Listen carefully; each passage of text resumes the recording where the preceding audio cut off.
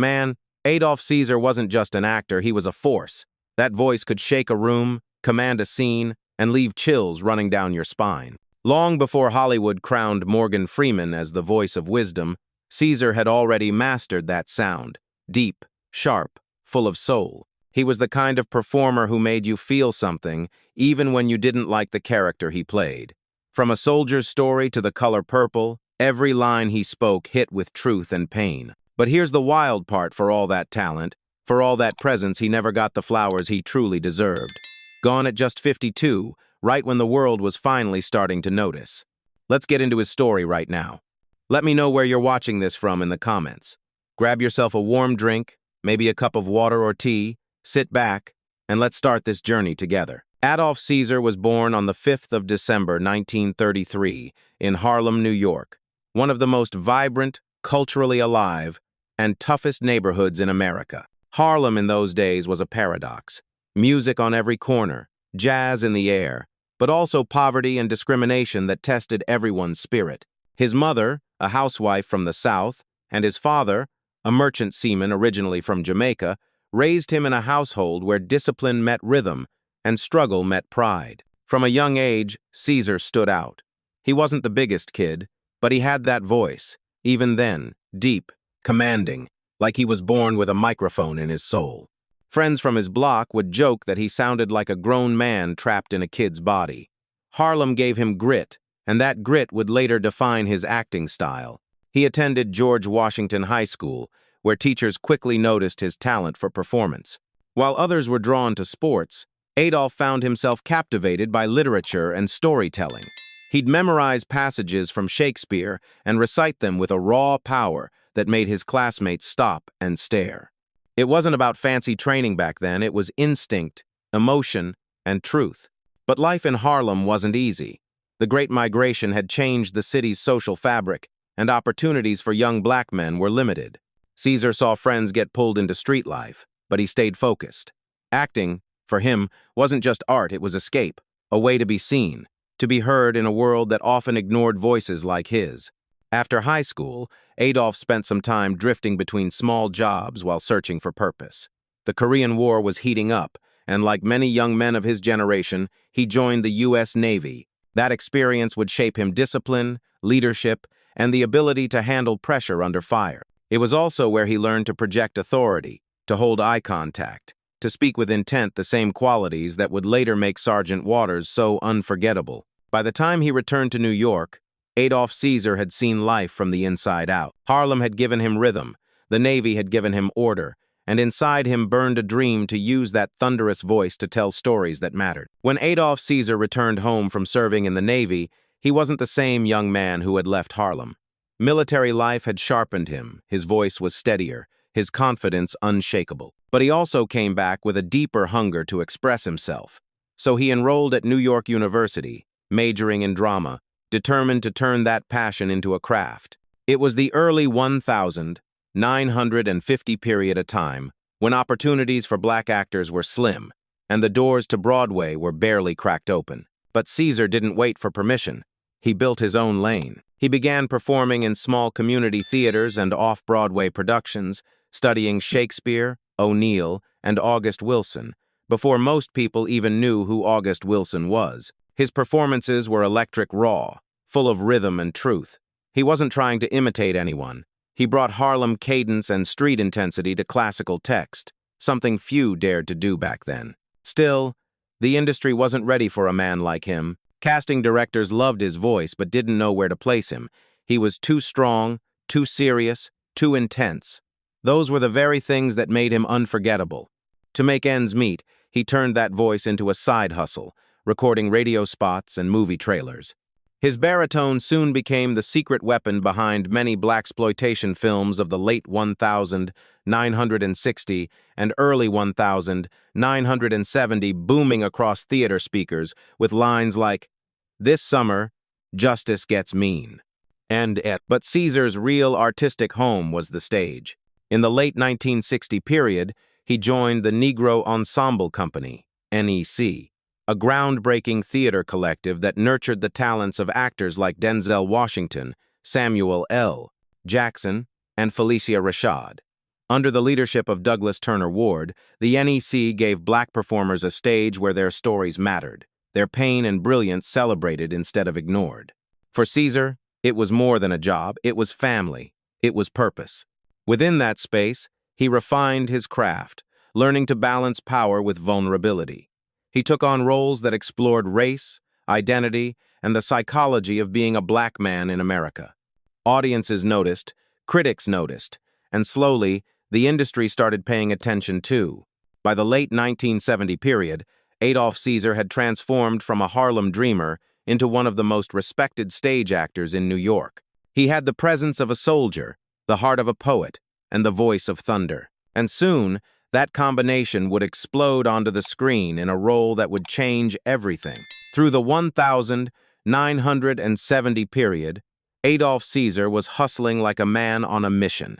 He wasn't some overnight success, he was grinding, taking whatever came his way to keep the dream alive. Off-Broadway was his battlefield, and every play, every line, was another chance to prove that black stories had power. The roles weren't glamorous small parts, sometimes underpaid, often overlooked. But man, when he stepped on that stage, people felt something. His energy was undeniable, that mix of Harlem toughness and Shakespearean discipline. Still, times were hard. Between gigs, Caesar survived by doing what he did best, using that godlike voice.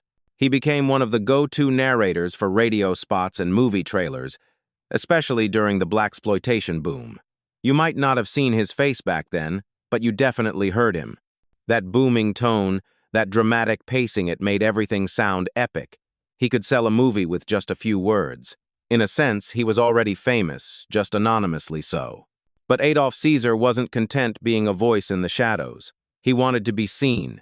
He wanted roles that mattered, something that captured the pain, pride, and contradictions of being a black man in America.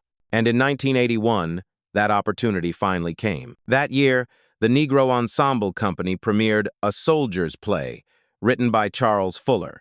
The story explored racism, self-hatred, and identity within a segregated World War II Army unit. It was intense, complex, and deeply human, everything Caesar had been waiting for. He landed the role of Sergeant Vernon C. Waters, a tough, tormented man whose internalized anger becomes his downfall. And let me tell you, man, he didn't just play that role, he became it. On stage, Caesar's presence was magnetic. Every glare, every line dripped with authority and pain. Audiences sat in silence, hanging on his every word. Critics called his performance explosive, haunting, a masterclass in power and fragility. For Caesar, this was validation, years of hard work, finally paying off. The play won the Pulitzer Prize for Drama and later the New York Drama Critics Circle Award. For the first time, Adolf Caesar wasn't just that voice from the trailers, he was a name people remembered. Hollywood started knocking, and Caesar, after decades of being underrated, was finally stepping into the spotlight. When word spread that A Soldier's Play was being adapted into a film, Adolph Caesar knew this was his shot, the kind that comes once in a lifetime. Hollywood had a habit of recasting stage actors for marketable names, but this time, Norman Jewison, the director, made the right call. He wanted authenticity. He wanted the real Sergeant Waters.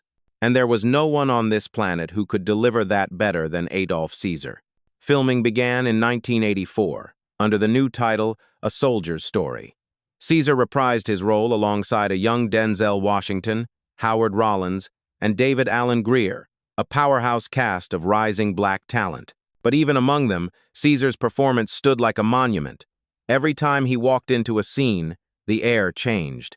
His voice cut through like a blade, commanding, fierce, and full of buried pain. What made Sergeant Waters unforgettable wasn't just the rage or the authority. It was the tragedy behind it, a man so scarred by racism that he began to project it onto his own people. Caesar understood that duality on a soul-deep level. He played Waters not as a villain, but as a broken man, desperate for validation in a world that refused to give it.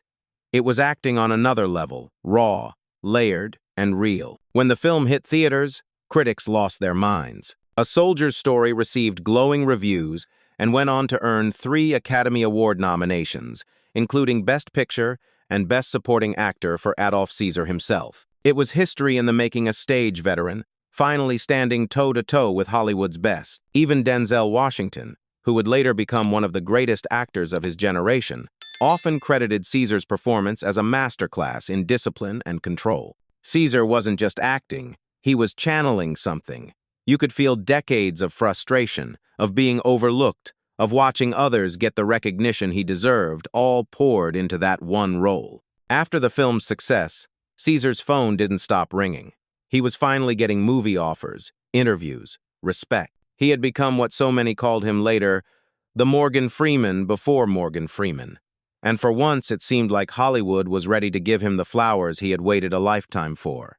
But man, just when things were about to reach their peak, life had one more twist waiting. By the time A Soldier's Story hit theaters in late 1984, Adolf Caesar had gone from stage veteran to Oscar nominee almost overnight. For years, he'd been the man behind the voice, the powerful presence few could name but everyone could feel. Now, finally, the world knew who he was, and they couldn't stop talking about him. Hollywood executives were calling. Directors wanted that same energy, that same fire. But Caesar wasn't the kind of actor who just showed up and read lines. Nah, man. He studied a role. He broke it down, lived it, breathed it. Every movement, every pause, every glare meant something. He brought truth to every scene he touched. Then came another call, this time from Steven Spielberg. The project? The Color Purple, 1985. It was based on Alice Walker's Pulitzer Prize-winning novel, a deep, painful, yet uplifting story about Black life, resilience, and self-worth. Caesar was cast as Old Mr., the stern, cold father of Danny Glover's character, Mr. The role was small, but like always, Caesar made it unforgettable. When The Color Purple premiered, audiences were stunned. Even among legends like Whoopi Goldberg, Oprah Winfrey, and Margaret Avery, Adolf Caesar's scenes left a mark. He brought that same emotional honesty that defined A Soldier's Story, that ability to make you love and hate a character at the same time. Viewers felt it. Some said they wanted to punch the screen, others said they couldn't take their eyes off him. That's power, man. That's art. Critics praised his consistency, noting that even in limited screen time, he commanded attention like a general on the battlefield. His deep, gravelly tone carried authority not just in words but in presence. For Black audiences especially, Caesar's performances hit close to home. They saw their fathers, uncles, and neighbors complex men, broken by life yet clinging to pride. By 1985, Adolf Caesar was finally standing where he'd always belonged among the greats. He was doing interviews, attending premieres, being recognized on the streets. That Oscar nomination for A Soldier's Story had made him a symbol of excellence, proof that stage-trained Black actors could dominate in Hollywood too. And yet, despite the applause, Caesar remained humble. He wasn't out there chasing fame, he was chasing truth. He often said, "The work speaks louder than the man." That was his creed. So there he was, 52 years old, a late bloomer finally basking in the spotlight, with new film deals lined up and more scripts on his desk than ever before. After decades of struggle, rejection, and quiet perseverance, Adolf Caesar was finally getting his due. But fate, as always, has its own timing. After The Color Purple, Adolf Caesar should have been everywhere, starring roles, big contracts, magazine covers. But that's not how Hollywood worked back then, especially for a Black man in his 50s who didn't fit their safe, marketable mold. Even after an Oscar nomination, Caesar found himself boxed in, offered roles that were either cold authority figures or men on the edge. It was the curse of being too real. Hollywood admired his craft, but didn't quite know what to do with it. Still, Adolf Caesar never stopped working. Between film sets, he continued doing what had sustained him through the lean years' voiceovers. His baritone was in demand like never before. If you went to the movies in the 1970 or early 1980, chances are you heard him without even realizing it. He was the unseen narrator behind countless blaxploitation trailers, films like Cleopatra Jones, Superfly, Truck Turner, and others. His delivery made even the roughest storylines sound like Shakespeare. That voice could make danger sound elegant and power sound inevitable. He was so respected in that world that many in the radio and trailer industry called him the voice of Black cinema. He even lent his tone to public service announcements and commercials, balancing the line between art and survival, Adolf once joked, "If I can't be the face of the story, I'll at least be its voice." Despite the admiration, he could feel the limitations pressing in. Hollywood still saw him through a narrow lens. The serious black actor, the angry sergeant, the intimidating presence. But those who knew him off-set described him differently: calm, witty, humble, and deeply reflective. His friends from the Negro Ensemble Company said he was the type of man who'd pull younger actors aside after rehearsal and say, "Make them see you. Don't wait for permission to be great." That's the thing about Adolf Caesar, he never chased the spotlight. He just demanded it respect him. And even when the roles didn't match his worth, he poured everything into them. He used his platform to open doors for others, to show that theater-trained actors could redefine film performance. In early 1986, Caesar began working on another film called Tough Guys, alongside Burt Lancaster and Kirk Douglas, two Hollywood legends. It was supposed to be his next big leap, a chance to show range beyond the hardened roles he was known for. Everyone on set said he was in top form, sharp, professional, funny, even playful between takes. But beneath the surface, years of stress, long workdays, and quiet exhaustion were catching up to him. He'd fought for recognition his whole life, and now, just as it arrived, his body was starting to push back. By 1986, Adolf Caesar was finally where he'd always wanted to be respected, working with legends, living the dream he'd chased for decades. But behind the applause and the film lights, the grind had taken its toll. Years of constant work, long hours, and the emotional weight of carrying heavy roles had worn him down.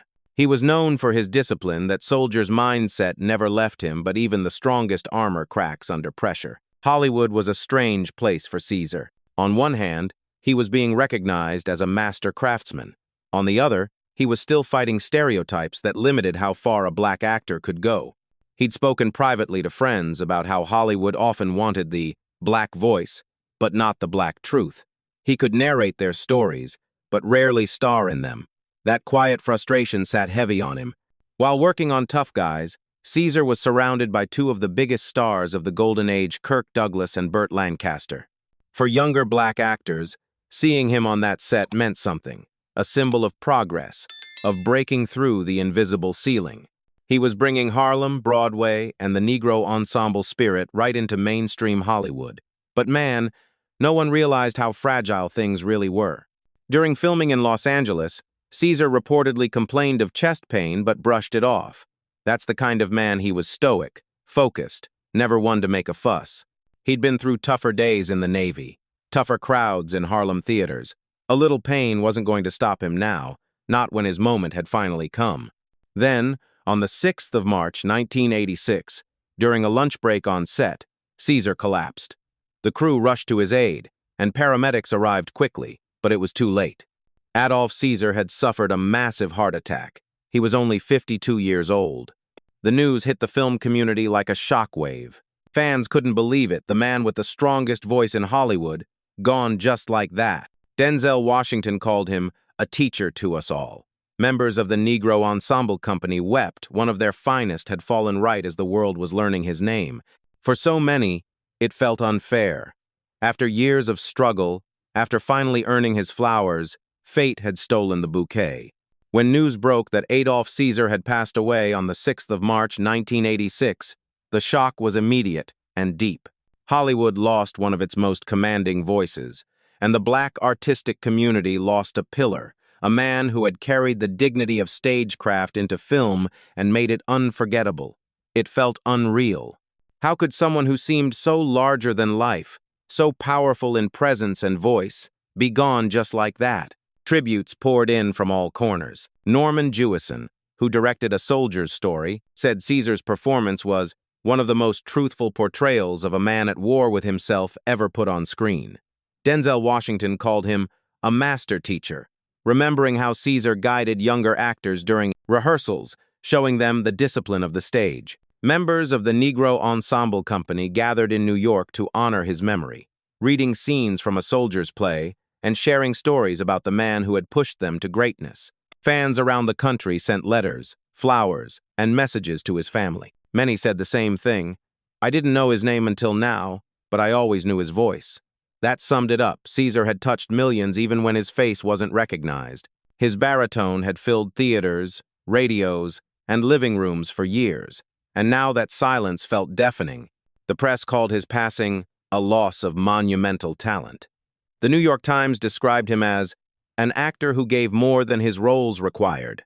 In black newspapers, writers emphasized what his journey symbolized: a man who had risen from Harlem's concrete streets to Hollywood's highest honors without ever compromising his art. At his funeral in New York, fellow actors, veterans, and fans gathered to pay respects. There was sadness, but also pride. People spoke about how his success had opened doors for others, how he proved that stage-trained actors could command the screen. Even those who had never met him felt connected, because his performances carried a raw truth that spoke to the human condition: race, pride, pain, survival. For the entertainment world, Adolf Caesar's death was a wake-up call. It reminded everyone how fragile life is, and how easily true talent can be overlooked until it's gone. His name faded from headlines soon after, but those who knew his work kept his memory alive. They remembered that deep voice, that piercing stare, that honesty he brought to every role. And for many, his legacy was clear. He may have left early, but he left complete. Even after his passing, Adolf Caesar's influence continued to ripple through film, theater, and voice work. You couldn't talk about powerful acting or iconic voices in American cinema without someone bringing up his name. For those who studied the craft, he became a reference point, the standard for authenticity. His performances weren't just good acting, they were lived experiences. In the years that followed, his role as Sergeant Waters in A Soldier's Story was studied in acting schools across the country. Professors would replay that interrogation scene, his eyes, his posture, his control, and say, "This is how you build tension with truth." Caesar showed the world that power didn't come from shouting or overacting. It came from conviction. That lesson still echoes today in the performances of actors like Denzel Washington, Lawrence Fishburne, and Jeffrey Wright, all of whom have credited stage discipline as the root of their power. Caesar embodied that philosophy long before it was fashionable. In the voiceover world, his legacy is just as huge. Before the age of computer-generated trailers and celebrity narrators, Caesar's voice was the sound of movie excitement. He made trailers feel like events. Decades later, professional voice artists still cite him as a pioneer, a man who brought theater-level storytelling to a medium most treated as background noise. That deep, textured voice became a blueprint for authority and drama. More than anything, Adolf Caesar's journey symbolized representation and persistence. He broke through at a time when Hollywood rarely gave serious dramatic roles to black men. And he didn't do it by conforming. He did it by commanding respect. He made people see the humanity in characters others would have dismissed as stereotypes. He carried Harlem, the Navy, and the entire Negro Ensemble Company on his shoulders, and in doing so, he helped carve out space for the next generation of black actors to thrive.